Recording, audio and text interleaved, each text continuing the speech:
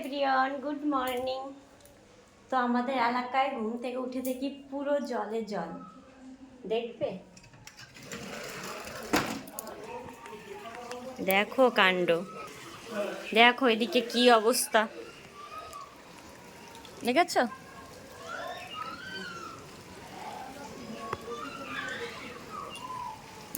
এই দেখো, এই যে আমাদের সিঁড়ি, আর এখান দিয়ে পুরো জল।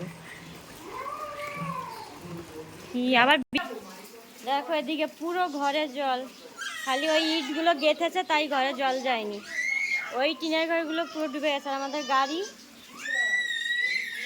প্রায় কি বলে ব্যাটারির ওখানে প্রায় ডুবে গিয়েছে। কিভাবে তুলবে উপরে জানি না, বৃষ্টিও হচ্ছে আবার।